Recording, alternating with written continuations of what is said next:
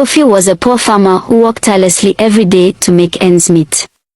He lived in a small hut with his wife, Oma, and their 3 children. Despite his hard work, Kofi struggled to provide for his family.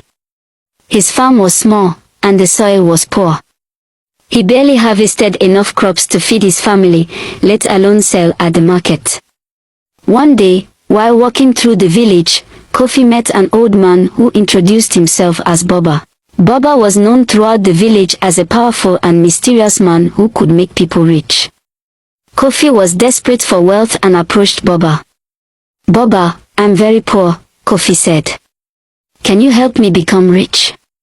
Baba looked at Kofi with a sly smile. "I can help you," Baba said. "But you must be willing to do something for me." Kofi was desperate, so he agreed to do whatever Baba asked. Baba took Kofi to a secret place deep in the forest. There, Baba performed a ritual and gave Kofi a calabash. "This calabash will bring you wealth," Baba said. "But you must do something to sustain the wealth. Every month, you must suck the breast of a mad woman. If you don't, the wealth will disappear, and you will become very poor and die." Kofi was shocked and hesitant, but the promise of wealth was too tempting to resist. He agreed to Baba's terms and left the forest with the calabash. At first, the calabash brought Kofi immense wealth. He bought a big house, expensive cars, and luxurious clothes. People in the village looked up to him with envy. Kofi's family was overjoyed with their new life. Oma, Kofi's wife, was particularly happy. She had always dreamed of living in a big house and wearing beautiful clothes.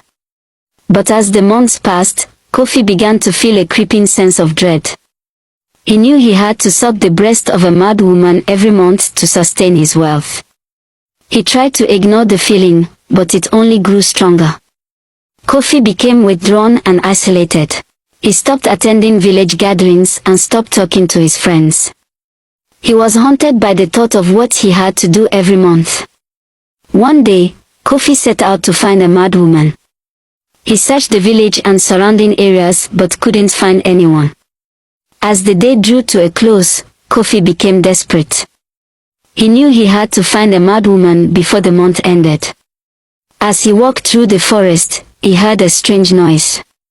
He followed the sound and found a mad woman sitting by a river. She was dirty, disheveled, and muttering to herself. Kofi approached the mad woman cautiously. He knew what he had to do, but he was hesitant. The mad woman looked up at Kofi and smiled.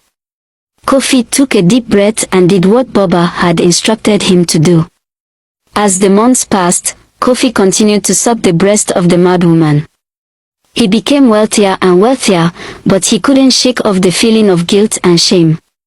Kofi's family began to notice a change in him. He was distant and withdrawn, and he stopped enjoying the things he used to love.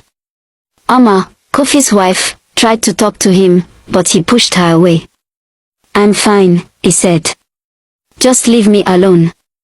But Oma knew that something was wrong. She saw the pain in Kofi's eyes, and she knew that he was hiding something from her.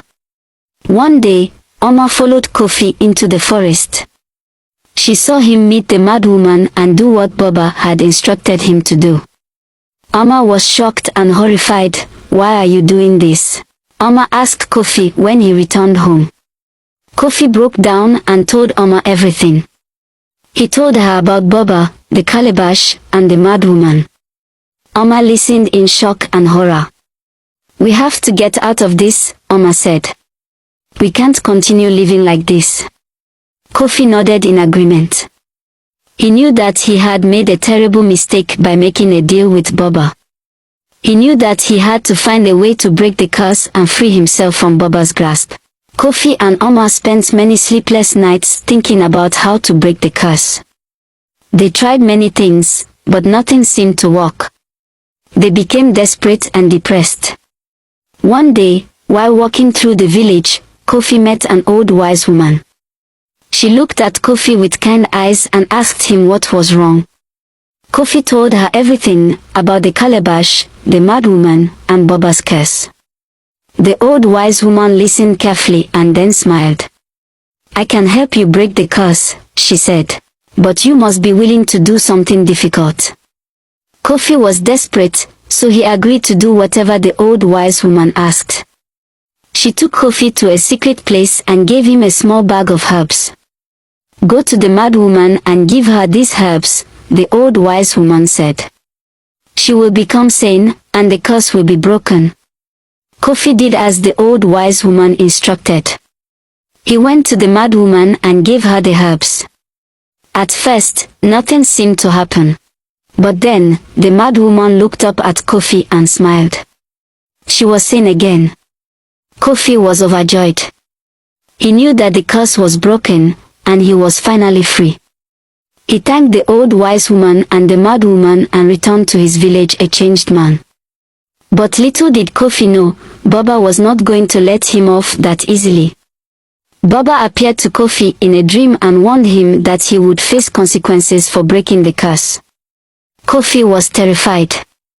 He didn't know what Baba was capable of. He tried to ignore the dream, but he couldn't shake off the feeling of unease. Days turned into weeks, and weeks turned into months. Kofi waited anxiously for Baba's wrath to descend upon him. But nothing happened. Kofi began to relax.